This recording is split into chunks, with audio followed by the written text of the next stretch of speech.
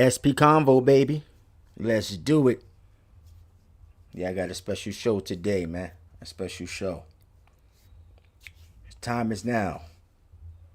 You must pay attention to everything that's being said, especially this country here, USA.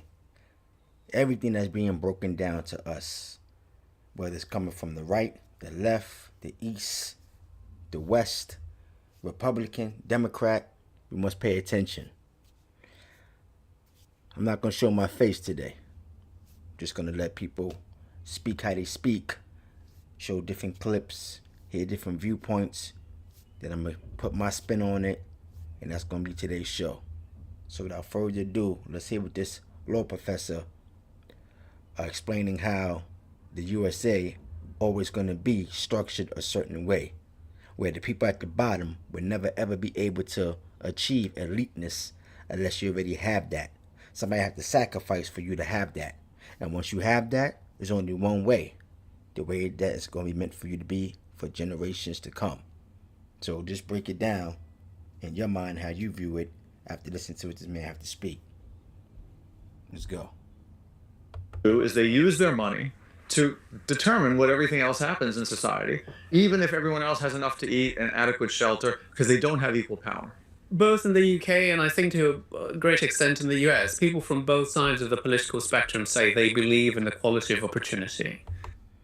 Now you said everybody believe in equality of opportunity. That means given the opportunity to advance, to succeed, to have, to be on top, to come from nothing to be something, right? That's what America is basically the country that's known for. You come to America, the land of opportunity. But those opportunities come very hard. Whatever opportunity you may have, it's not going to be an easy opportunity. You understand? So I think more people need to express how hard they have to work to get that opportunity. And after they achieve the opportunity, how hard they got to continue work to maintain that opportunity. And a lot of them also equate that with meritocracy. They say, well, we need a system in which those who get rewarded in society are those who deserve to be rewarded based on their innate talents and their hard work. What's wrong with that picture? So I think there are 2 points that are Sorry.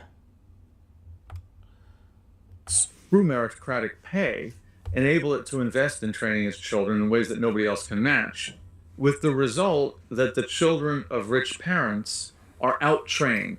And even though they don't have more natural ability and they don't have a greater propensity to put in effort, all the training that gets pushed into them is incredibly effective, and means that, for example, at an institution like mine, there are in typical recent years more children whose parents are in the top 1% of the income distribution than in the entire bottom half.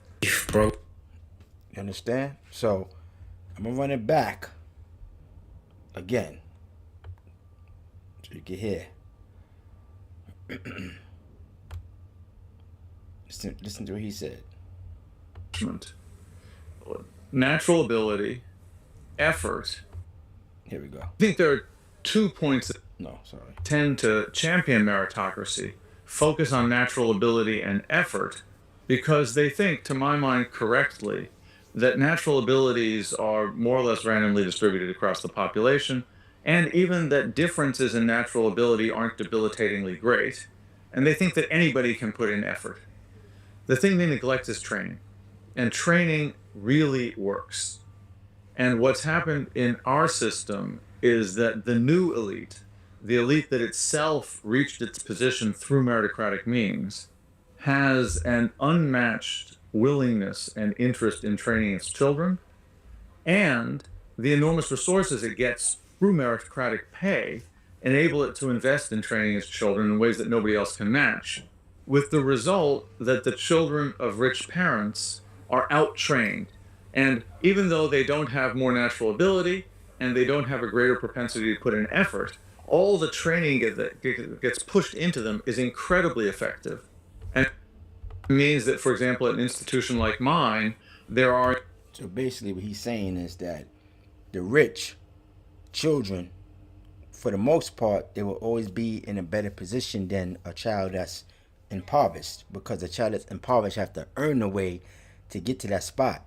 A person that already have will make sure their child have the best of everything. So there's an advantage there. Also, a person that come from nothing may work harder, extremely harder than a person that's already established and privileged. But due to the fact that person that's privileged have money, they can manipulate all the training skills, opportunities that child lack. They could give it to them in a faster pace than somebody that's poor to put them up to speed and still make sure they don't miss that window of opportunity to become successful or stay successful or push that generation forward. So when America speak, a lot of people that's impoverished don't listen. And here's why people don't listen. People don't listen because they feel like if they pay attention to too much, they're going to become distracted and they're going to miss out on their income. So a lot of people are desperate. A lot of people have a mindset of, I don't want to be controlled. And the only way you can be controlled is by having income. But there's a lot of people that are rich that still control. But you so far at the bottom, you don't have no understanding because you don't see what they see. Because you're at the bottom. So a person at the top of the ladder could see over the roof and see what's on a far horizon. A person at the bottom of the ladder is too busy looking up at the person at the top of the ladder.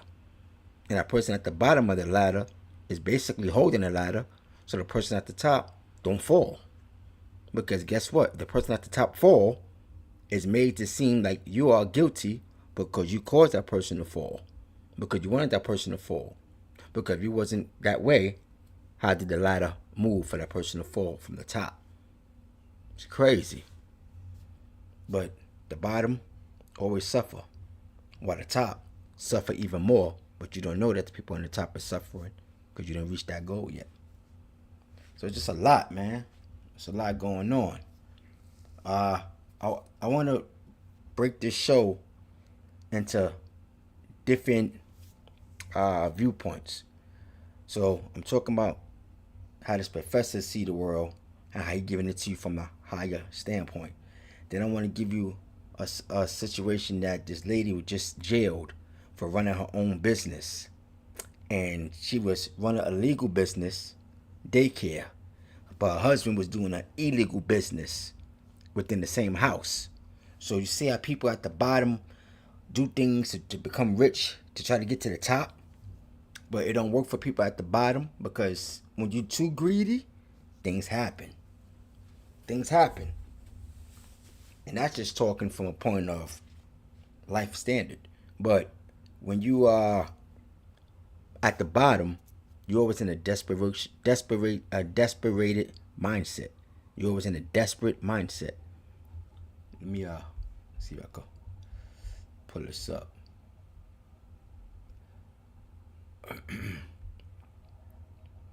Always in a desperate mindset.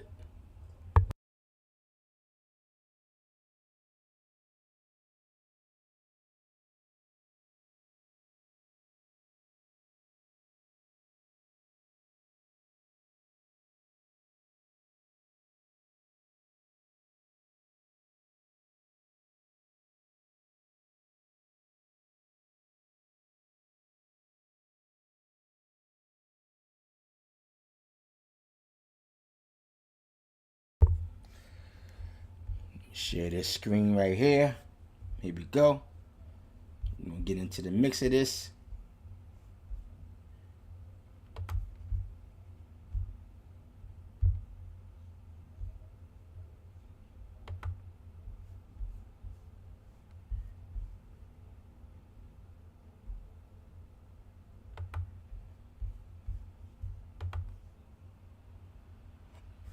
In the Bronx, sentenced to 45 years in prison after pleading guilty to several drug charges. That's right. The charges stem from the death of a 1-year-old who was exposed to fentanyl at the daycare. Fox 5's Arthur Chan is live outside federal court in Lower Manhattan, where her sentence was handed down. Arthur.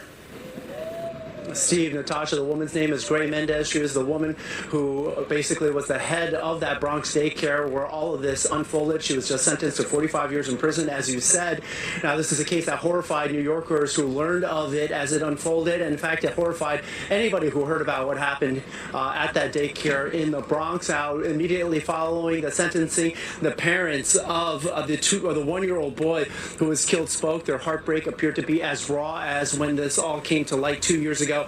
Their son, just 22 years old, Nicholas Dominici, died after he and 3 others were exposed to fentanyl. This according to court papers, which said the daycare that was entrusted with protecting them, the Vino Nino, actually was functioning as a secret stash house where fentanyl and heroin was prepared for distribution on a regular basis. Investigators even found a kilo-sized brick of fentanyl inside a closet of the daycare facility, in addition to other equipment used for drug smuggling. Gray Mendez was accused of calling her husband multiple times, allegedly to clear the drugs, while waiting before calling 911, even as the 4 very young children were severely overdosing. And by the time help arrived, it was too late for Nicholas.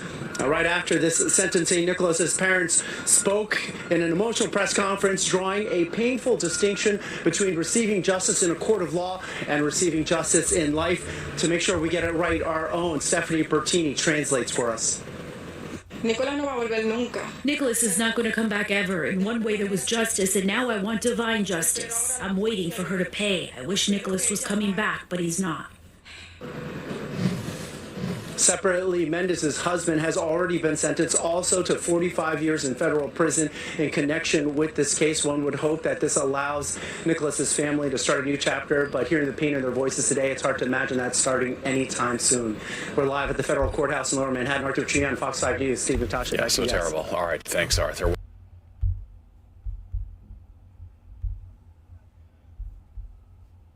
So you see, the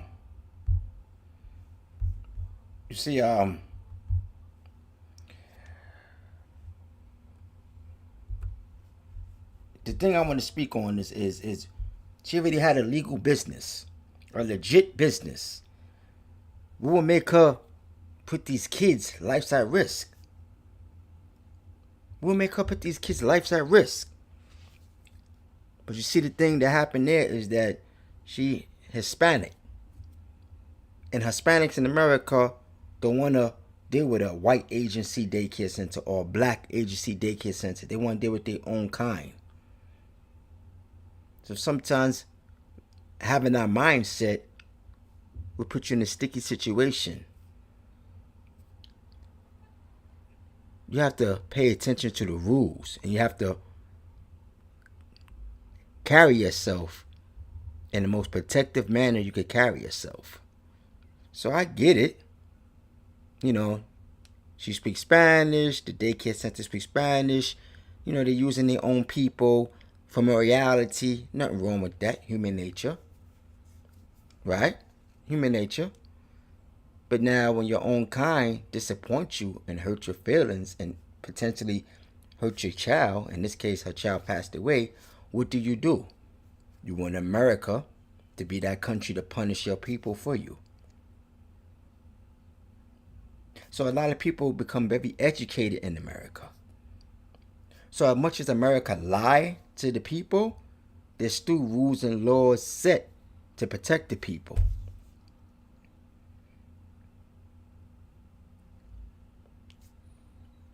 There's another story that took place.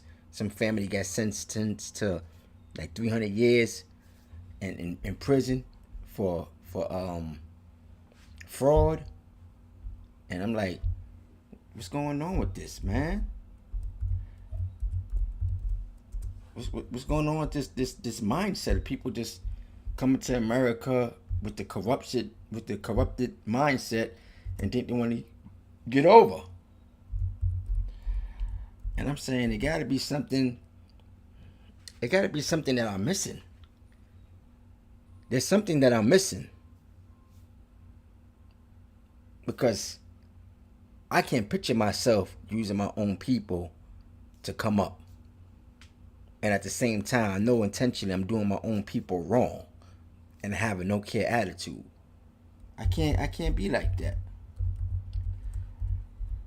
I don't know, man.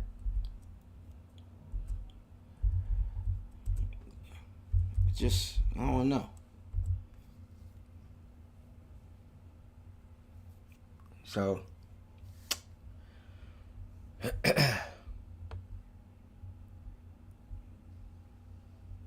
me see. I think this right here.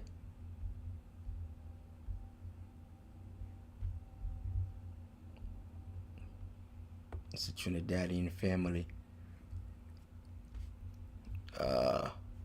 I'm not gonna play the video. I'm just gonna play the audio. Just see how this turns out. I want to buy your house. I can.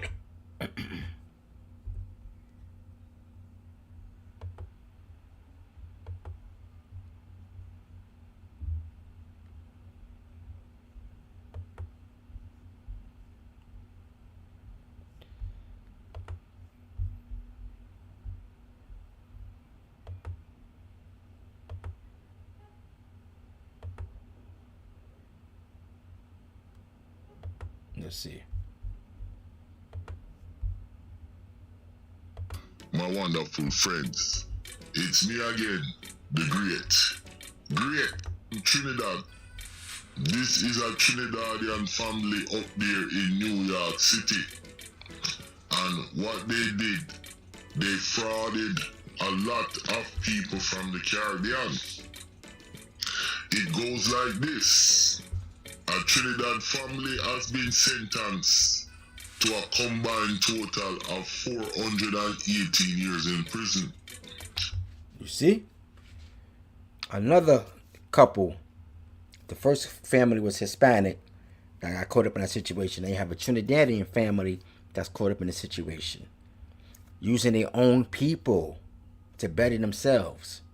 But they come to the United States of America to do all this. And there's rules and laws in this country. And nobody's going to feel sorry for you after you defraud your own kind, after you befriend your own kind to take advantage of your own kind. But that's the mindset. It seems like people intentionally have that understanding. Let me come to the U.S. and look out for my own kind. But America is the country that's open armed to everybody else. So I don't understand why people come into this open arm. It's like this, man. It's like somebody open up the door and say, "Welcome, come, welcome, come." Then once everybody get here, they all sit in a certain waiting area, and they're all saying, "Oh, I don't know why I'm here. I don't want to be here. I don't even like this place." So why you showed up? Oh, cause this place have things that I need. So how you don't like something that you intentionally chose to go there? You made the attempt to go there. And you're going to think you're going to speak how you want to speak? They didn't ask you to come. It's like people that's in a situation. They go to the HRA office. You know, you have security guards there. You have caseworkers there. People have to follow the rules. They're on the opposite side of the fence. They're on the side that they got to protect the building. They got to enforce the law. They got to enforce the rules. You on the opposite side of that fence. You on the side that you need their help. You need their aid. You need their assistance for whatever the situation is. You fell off, or you there for whatever reason. So you get there. You upset that the windows is closed. You upset that there's no air. You upset that everybody's coughing and sneezing. Kids are yelling. Okay, people blowing their nose. You smell a stench odor coming from the restroom.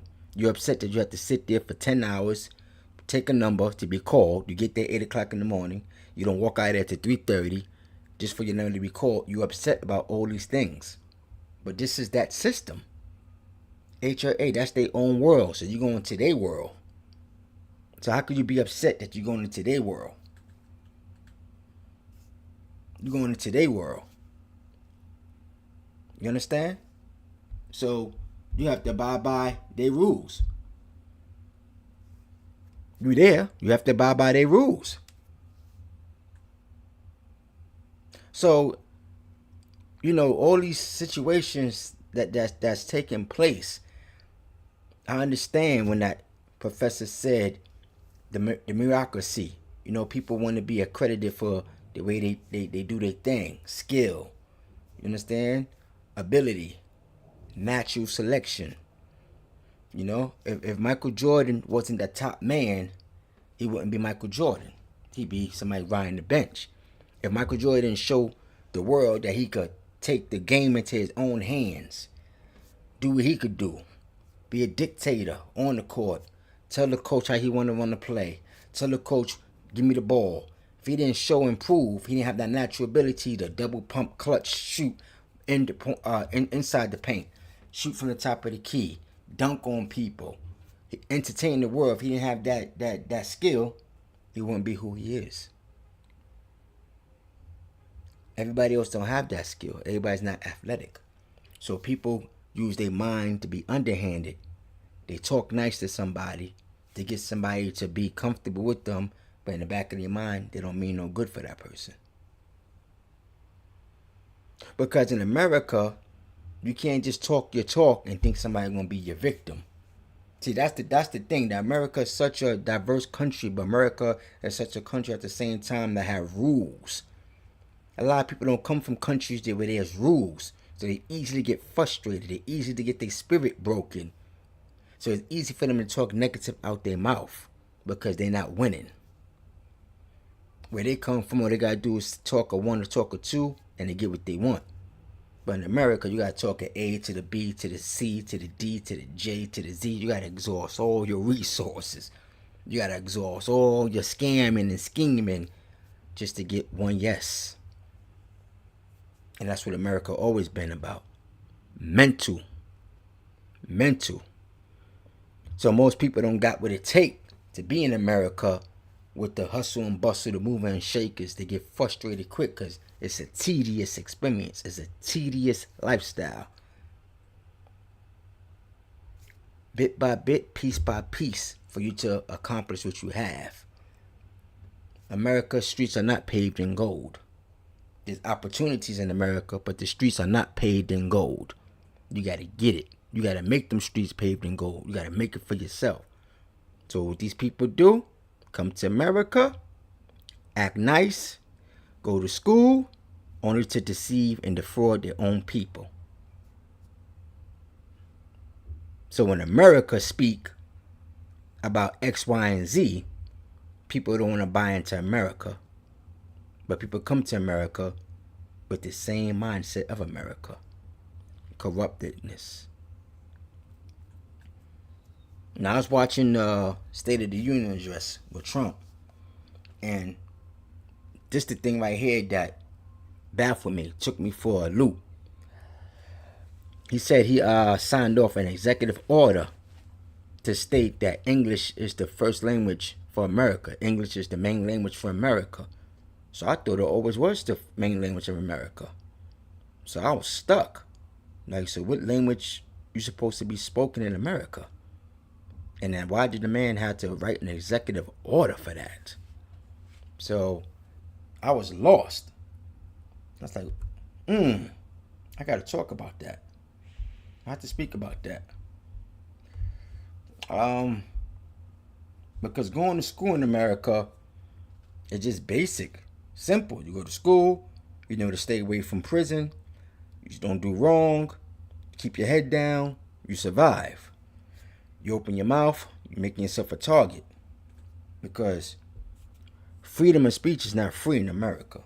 Because to say what you want, some shape, form, or fashion, somebody's knocking on your door to come detain you. Somebody's going to set you up for you to lose your job. There's something going on to that effect where you realize what you said out your mouth will get you in hot water.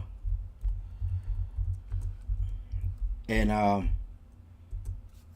it's just a lot, man. It's just a lot. So I understand to a certain extent why people use their own kind to move ahead, because this is a big country and your small mind where you come from is not going to let you to be, is not going to allow you to be that successful in the country where you already come to. The country you're residing to is a country where you have thinkers, you have movers, you have shakers, you have all the elements that where you come from right here in America. So it's a competition. Who's going to get to that ticket first? Who's going to get to that gravy train? And people already born in America already know the ins and outs. And they still can't push forward because there's an opposition there.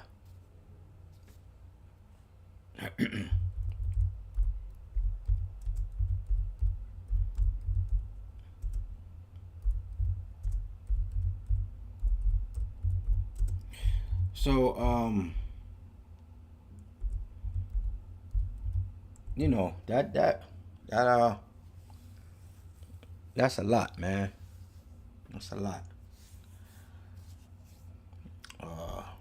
What's this? CBS. Let's see right here.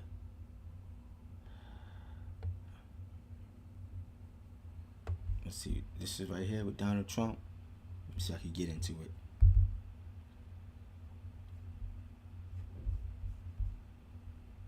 Let's see Donald Trump.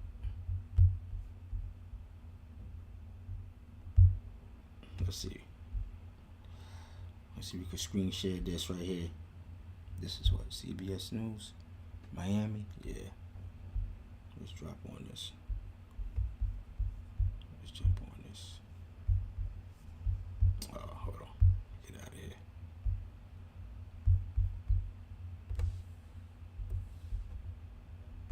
After President Donald Trump signed an executive order making English the official language of the United States. It's the first time in our country's nearly 250-year history such a move has been made. We spoke with a man in Domino Park on the change. I think that can push people to try to learn. For example, Miami. We have many opportunities here to learn English. If you're an immigrant, you are supposed to learn the language of the country. For example, in my country, Cuba, there were many immigrants from different countries, including Arabs, and they all learned Spanish. Now, with the new order, government agencies have the power to choose whether to provide services in languages other than English. I signed an order making English the official language of the United States of America.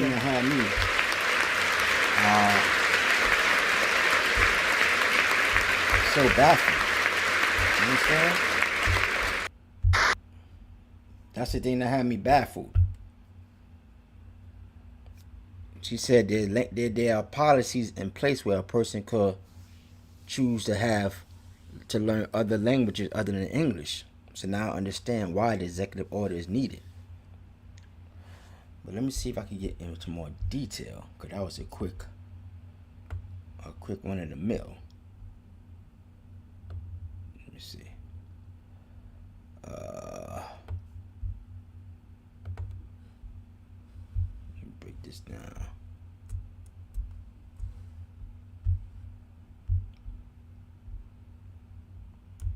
Let's put this up. Yeah, this is just a lot, man. It's a lot. You know? The corruption is at an all-time high. You know, it's at an all-time high. It's at an all-time high. Oh, let me play it back, just in case. Just bear with me. Let me run it back, just in case. Damn, we had a technical difficulty. Let me run it back. Donald Trump making English sign an executive order. Let me play it back. I think I may have messed up. Technical difficulties.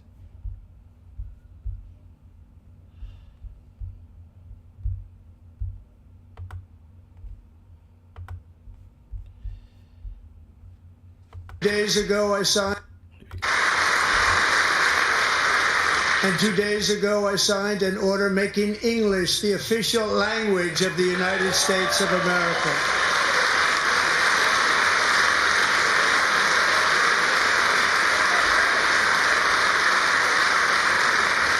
I renamed the Gulf of Mexico the Gulf of America.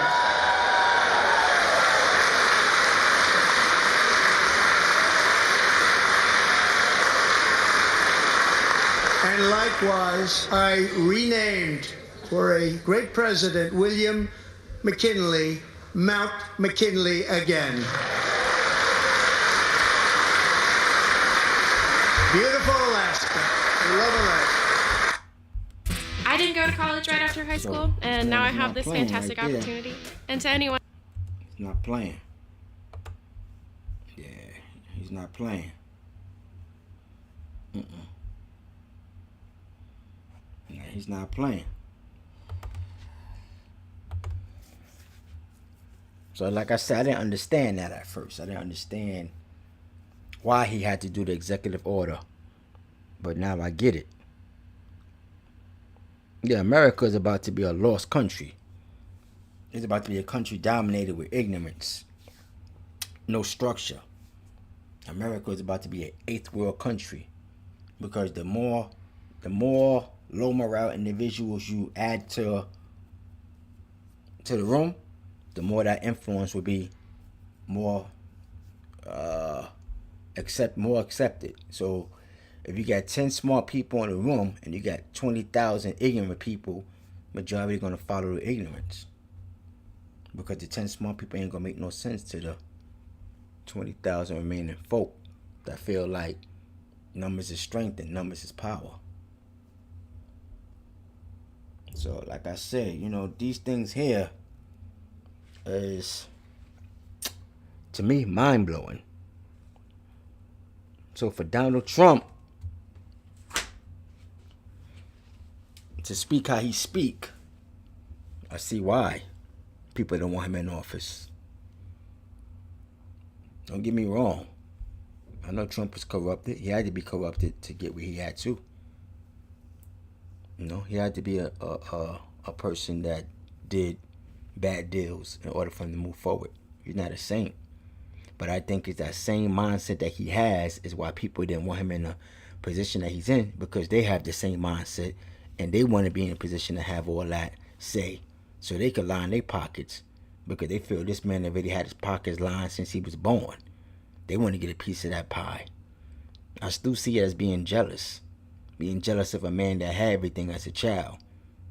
I just still see it as that, because he have a lot and he been around the world, and people that just got they just do is afraid to go around the world. They still rather stay settled in their own nest than to go out and about. You understand? Like, Trump been in a lot of countries, business, vacation, whatever the case may be. All these other people that first come into their money, they ain't trying to go to a foreign country. They're trying to go to Disney World, California. They're trying to stay within America, because America's a big country and have different things to, be entertained, to entertain yourself. But go outside the country too. See what it is. Trump already experienced that. So it's not really much a person could tell him when it comes to him speaking how he speak. Not really much a person could say to him. And even if he do talk kind of shabby and nasty, he still have a understanding of what he's saying. It's just the people at the bottom that don't have an understanding. You understand? It was another thing I wanted to talk about, man. Just so many different things of people coming to the country and jumping into the pot and not really understand that it's not going to be for us. The people at the bottom, people at the top not going to let you win. The people at the top not going to let you win. There was saying that during the State of the Union address, they wanted to take away his viewingship. Like, they wanted to distract people from watching his union address. And I made a comment and I said, what's the sense of people trying to not stop this man from speaking? The people at the bottom, we're not going to take over the country, man. Government rules every country. I just don't understand why people think if we stand and lock hands and we shall overcome someday will be tomorrow. It's not going to be like that, because that's a dream. Because let's say we achieve that and we have our day.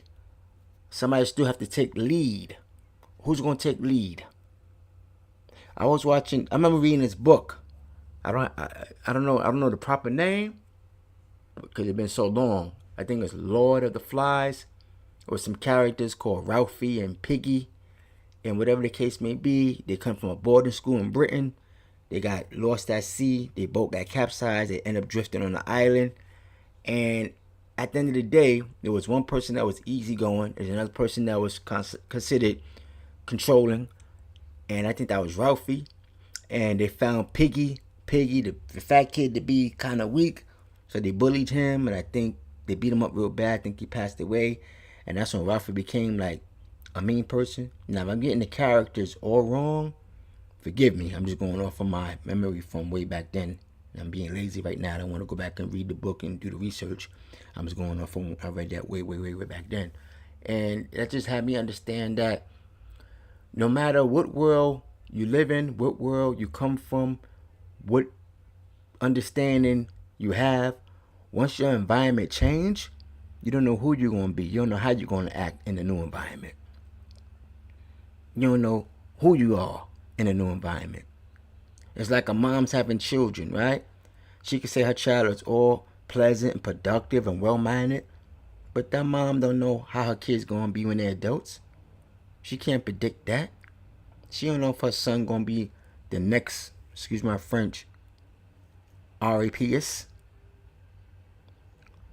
Her daughter going to be the next woman that walk the streets to get paid from it. She don't know. All you can do is hope for the best. And that's what it is. Everybody want to wake up every day and be rich. How about one day we just wake up and say, let's just hope for the best. Let's just hope for the best. The best for the next person. Not only ourselves. Our next door neighbor may hit the lotto tomorrow. The best for her, the best for him. That teacher may get her degree and graduate from being a para to a principal. The best for her. You get a promotion on your job. The best for your coworker. The best for yourself. If you get the promotion, the best for you. If your coworker get a promotion, the best for her. The best for him. Let's try to keep our mind on a positive instead of a negative, even though sometimes negativity could infiltrate, could influence the positive. All right, my brothers and sisters. SP Convo. I ran to the lot. I'm out.